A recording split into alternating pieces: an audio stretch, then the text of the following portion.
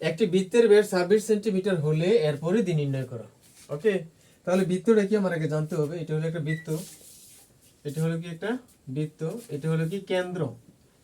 কেন্দ্র থেকে পরিধি পর্যন্ত দূরত্ব কি বলে? ব্যাসার্ধ। কেন্দ্র বরাবর রেখা কে কি বলে? ব্যাস। ওকে, তাহলে এইখানে বললো কি, আর চতুর্দিকে যে রাউন্ডটা দেওয়া আছে ওটা কি বলে? পরিধি। আচ্ছা, তাহলে এখানে কি বললো? একটি বৃত্তের ব্যাস 26 সেন্টিমিটার হলে এর পরিধি নির্ণয় করো। তাহলে আমরা জানি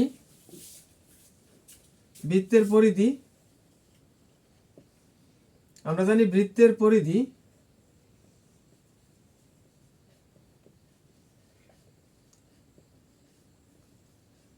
পরিধির একটা সূত্র আছে যে বৃত্তের পরিধি কি 2πr। ওকে, তাহলে আমরা জানি কি বৃত্তের পরিধি 2πr। তাহলে এখানে 2 এর মান লাগবে, পাই এর মান লাগবে, আর এর মান লাগবে। তাহলে এখানে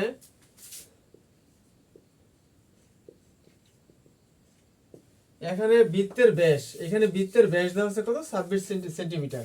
তাহলে ব্যাসকে 2r দ্বারা প্রকাশ করে, 2r সমান কত? 26 সেন্টিমিটার। তাহলে ব্যাসার্ধ আর সমান, তাহলে অতএব ব্যাসার্ধ আর সমান কত হবে এখানে?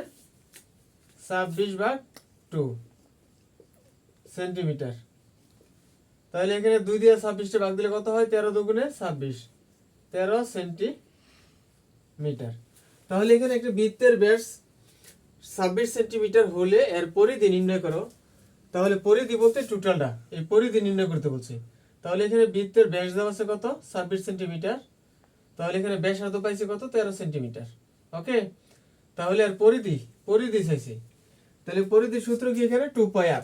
তাহলে অলরেডি আমরা মান পেয়ে গেছি এখানে 2 ইনটু, এখানে পায়ের একটা মান দেওয়া আছে, ক্যালকুলেটর চাপ বা শিফট পাই ইকুয়াল পায়ের মান 3.1416 ইনটু আর এর মান কত দেওয়া আছে? এখানে আর এর মান আমি ব্যাসার্ধ কত পাইছি? 13 সেন্টিমিটার। ওকে, এখানে সেন্টিমিটার হবে। তাহলে এটা গুণ করে দেই। এখানে কত দেওয়া আছে? 2 ইনটু 3.1416 ইনটু 13, তাহলে এখানে 81.68 সেন্টিমিটার।